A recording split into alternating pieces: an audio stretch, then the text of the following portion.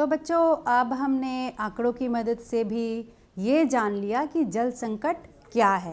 हमने देखा कि किस तरह से जल की उपलब्धता धीरे धीरे घटते जा रही है, समय के हिसाब से इसकी उपलब्धता में कमी आ रही है और हम आहिस्ता आहिस्ता वैसी स्थिति की तरफ बढ़ रहे हैं जहां प्रति व्यक्ति प्रतिदिन 1000 घन मीटर से कम जल उपलब्धता ही सुनिश्चित हो पाए तो बहुत बड़ी बात है। और ये स्थिति हमने जाना कि कहते हैं जल संकट की स्थिति। आइए अब हम ये समझने का प्रयास करते हैं कि ये स्थिति यानी जल संकट की स्थिति उत्पन्न कैसे होती है, क्या क्या कारण इसके पीछे उत्तरदायी हैं। तो बच्चों, हम अब जानेंगे इस चार्ट पेपर की मदद से कि जल संकट के क्या क्या कारण हो सकते हैं। तो इनको समझने के लिए आप देख सकते हैं यहाँ इसे हमने दो भागों में बांट रखा है। एक भाग में हम लोग जानेंगे कि जल की मात्रात्मक कमी यानी क्वांटिटी में जो कमी आ रही है उसके लिए कौन कौन से कारण उत्तरदायी है, और फिर हम लोग दूसरे भाग में ये समझेंगे कि जल के जो गुणात्मक कमी आ रही है जल के अंदर यानी क्वालिटी में जो उसके डिग्रेडेशन हो रहा है उसके पीछे क्या क्या कारण है। तो इन दोनों कमियों से, मात्रा की कमी से और गुण में निम्नीकरण से यानी क्वालिटेटिव डिग्रेडेशन से भी हमारा जल संकट उत्पन्न होता है। मतलब ये दोनों ही कारण उत्तरदायी हैं जल संकट उत्पन्न होने के लिए। तो हम पहले जानते हैं कि मात्रात्मक कमी के पीछे क्या क्या कारण है। तो पहला कारण हम ये कह सकते हैं कि जल का असमान वितरण। ये असमान, अनइवन, मतलब सब जगह एक समान रूप से जल उपलब्ध नहीं है। इसे हम दो स्वरूपों में समझ सकते हैं। पहला, वितरण क्षेत्र के संबंध में यानी रीजनल डिस्ट्रीब्यूशन जो है वो जो क्षेत्रीय वितरण है वो असमान है, और दूसरा सीजनल डिस्ट्रीब्यूशन यानी मौसमी वितरण। हम जानते हैं कि सालों भर में बहुत कम ही ऐसे क्षेत्र हैं जहां समान रूप से वर्षा होती है। तो यदि वर्षा जो है वो मौसमी है तो भी उससे जल संकट उत्पन्न होता है। तो इसलिए इस असमान वितरण को हमें दोनों ही संदर्भों में समझना है, दोनों ही संदर्भों में लेना है कि असमान क्षेत्रीय और असमान मौसमी वितरण। समझ में आ गया? अब चलिए दूसरा पॉइंट है अति शोषण। अति शोषण से क्या होता है, यानी हम जितना जल हमें उपयोग करना चाहिए यदि हम उससे ज़्यादा उसका उपयोग करें तो क्या होगा, उसकी मात्रा में कमी होगी। तो आप यहाँ ये पूछ सकते हैं कि जल तो रिसाइकलेबल है, उसका तो वो तो पुनः चक्रण हो जाता है, बिल्कुल सही बात है। लेकिन इस पुनः चक्रण की भी तो एक सीमा है। जितना जल जमीन के अंदर जाए नहीं, यदि उससे ज़्यादा आप निकालते जाएं तो क्या होगा, जल की कमी तो हो जाएगी। तो इसी के लिए अति शोषण जो है वह जल संकट को उत्पन्न करने का एक कारण है। तीसरा, बढ़ती हुई जनसंख्या। हम जानते हैं, इसके पहले भी आपने सुना होगा, आप प्रायः समाचारों में सुनते रहते हैं कि जनसंख्या तेजी से बढ़ रही है।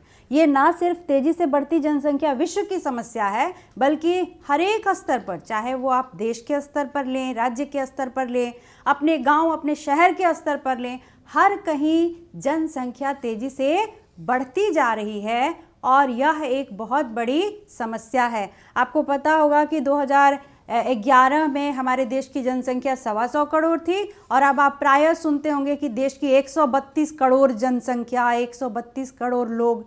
तो 125 से 132 हम हो गए, लेकिन जल संसाधन तो उस तरह से नहीं बढ़े। तो स्वाभाविक है, जनसंख्या बढ़ेगी, उसकी मांग बढ़ेगी, उसकी ज़रूरतें बढ़ेंगी, तो जल का उपयोग अधिक होगा और उससे जल संकट की समस्या का सामना करना पड़ रहा है।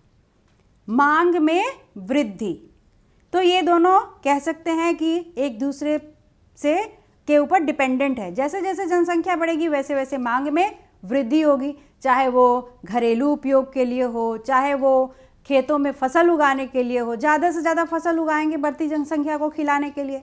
तो जब ज़्यादा फसल उगाने की ज़रूरत पड़ेगी तो या तो हम यदि हाई यील्डिंग वैरायटी सीड्स लेते हैं तो उनको समय पर सिंचाई चाहिए, या फिर हम वैसे क्षेत्र में खेती शुरू करते हैं जो कि अभी तक शुष्क या अर्धशुष्क होने के कारण वहाँ कृषि संभव नहीं था, तो भी हमें जल की ज़रूरत पड़ेगी। तो कृषि के क्षेत्र में भी मांग बढ़ेगी, उद्योगों के क्षेत्र में भी मांग बढ़ेगी, ऊर्जा के क्षेत्र में भी मांग बढ़ेगी। तो जैसे मांग में वृद्धि होगी उसमें कमी आएगी, क्योंकि आपूर्ति तो घट रही है। तीसरा अगला है शहरीकरण। शहरीकरण, अर्बनाइजेशन, क्योंकि हमारे शहरों की जीवन शैली कुछ इस प्रकार है कि वहाँ पर जल का कंजम्पशन ज़्यादा होता है। इसमें क्या होता है, यहाँ पर देखो दो तरह से इसका असर होता है। शहरीकरण का मार जल की उपलब्धता पर दो तरह से होता है। कैसे? एक तो शहरों में ज़्यादा से ज़्यादा क्षेत्रों का पक्कीकरण होता है, मतलब बिल्टअप एरिया ज़्यादा होता है, घर, मकान, सड़कें या जो भी खुला जगह भी होगा तो आप देखेंगे वहाँ टाइल्स लगा हुआ है या उस पर प्लास्टर किया हुआ है। तो उसका क्या दुष्प्रभाव होता है, वहाँ से जो वर्षा का जल उस जगह पर गिरता और भूमि द्वारा अवशोषित होकर नीचे जाता, वह तो नहीं जा पाता है। तो जो भूमिगत जल की मात्रा है एक तरफ तो वो कट रही है, समझ में आ रहा है, और दूसरा क्या होता है, शहरी जीवन शैली की वजह से हमें मांग जल की ज़्यादा होती है, यानी हम जल का ज़्यादा उपयोग करते हैं, चाहे वो सफाई के लिए हो, चाहे वो घरेलू उपयोग में हो। तो हम शहरों में देखते हैं ज़्यादातर हम साफ़ सफाई या मशीनों का इस्तेमाल इस तरह से करते हैं कि उसमें भी जल की मात्रा का ज़्यादा उपयोग होता है। तो शहरीकरण भी जल की मात्रात्मक कमी के पीछे उत्तरदायी कारणों में से एक है। अंतिम पॉइंट हम ये कह सकते हैं कि हमारी जीवन शैली में जिस तरह के बदलाव होते जा रहे हैं उससे भी जल का उपयोग बढ़ रहा है। अब हम लोग क्या कर रहे हैं, अब हम लोग पहले चापाकल का इस्तेमाल करते थे, कुएं का इस्तेमाल करते थे, नहाने के लिए बाल्टी मग का इस्तेमाल करते थे, लेकिन अब क्या करते हैं, नहीं, मोटर दबाया, पानी निकला, शावर ऑन किया, नहाने का काम भी झरना से करते हैं, कपड़ा धोने के लिए वॉशिंग मशीन का इस्तेमाल करते हैं, बर्तन धोने के लिए डिश वॉशर का इस्तेमाल करते हैं। तो इस तरह से जो जल का निरंतर हम उपयोग करते जा रहे हैं, बढ़ाते जा रहे हैं अपनी जीवन शैली की वजह से उसकी मांग, तो जल की मात्रात्मक कमी के पीछे यह भी एक उत्तरदायी कारण है। तो आप समझ गए कि मात्रात्मक कमी के पीछे कौन कौन से कारण रिस्पॉन्सिबल हैं। आइए अब हम बात करते हैं कि जल संकट के पीछे जो क्वालिटेटिव डिग्रेडेशन, गुणात्मक कमी की बात होती है, वो किन किन कारणों से होता है। तो बच्चों आपको मालूम है कि हम लोग टेकन फॉर ग्रांटेड जिसको बोलते हैं ना, कि हम लोग एकदम ले लेते हैं कि ये तो ऐसा है ही। तो हम लोग क्या करते हैं कि पानी के स्रोतों को कचरा का निस्तारण यानी वेस्ट डिस्पोजल के लिए एक बड़ा ही आसान सा जरिया मान लेते हैं, जिसमें हम अपना घरेलू कचरा भी फेंकते हैं। देखते हैं बड़े बड़े शहरों में आप देखेंगे तो शहर से निकलता हुआ एक बहुत बड़ा सा नाला, गाँव में जितना बड़ा नहर होता है, पईन होता है, उससे भी बड़े बड़े नाले आपको शहर में दिख जाएंगे। और ये नाले क्या करते हैं, शहर भर का जितना घरेलू कचरा होता है वो ले जाकर के नदी में गिरा देते हैं। उसी तरह से घरेलू कचरा, शहरी कचरा, उद्योग भी पीछे क्यों रहे, उद्योग भी अपना जो अपशिष्ट होता है, कचरा होता है, वो भी इन जल स्रोतों में गिराते हैं। आप देखेंगे जितने भी औद्योगिक बड़े बड़े इकाइयाँ हैं वो सब के सब जल स्रोतों के नज़दीक ही स्थित होती हैं। तो जब पानी में जो स्वच्छ जल है नदी का या तालाब का या झील का, उसमें हम ये सब कचरा फेंकते जाएंगे तो क्या होगा, जल तो उपलब्ध रहेगा लेकिन जल की जो गुणवत्ता होगी, जो उसकी क्वालिटी होगी, वो धीरे धीरे हमारे लिए अनुपयोगी होती जाएगी। वो इतना उसका क्वालिटी नीचे गिरता जाएगा कि हमारे उपयोग लायक वो जल नहीं रह जाएगा। तो हम जल स्रोत के किनारे रहते हुए भी पानी के लिए तरसते रहेंगे और यह जल संकट की स्थिति पैदा करता है। उसके बाद दूसरा ये भी होता है कि उद्योगों से ना सिर्फ कचरे बल्कि उसके रसायन, केमिकल्स जो होते हैं वो भी बड़ी भारी मात्रा में जल में बहाया जाता है। उद्योग के साथ साथ हम लोग ये महसूस शायद नहीं कर पाते हैं कि कृषि के क्षेत्र से, खेतों से भी बड़ी मात्रा में रसायन जल स्रोतों में जाता है। ये कैसे जाता है? वो जो हम लोग रासायनिक खाद इस्तेमाल करते हैं उससे जाता है। वो जल में घुलकर फिर छोटे नाले, नाले से बड़े में और होते होते नदी, नदी के में पहुंचता है। रासायनिक खाद हो गया। फिर क्या हुआ? जो हम लोग कीटनाशक का छिड़काव करते हैं, इन कीटनाशकों में क्या होता है? ये पूरी तरह से रासायनिक होते हैं। तो ये कीटनाशक जो हैं यह भी जल में घुलकर जल स्रोतों को प्रदूषित करते हैं। ये समझ गए? अब आइए तीसरा जो है वह है अति दोहन।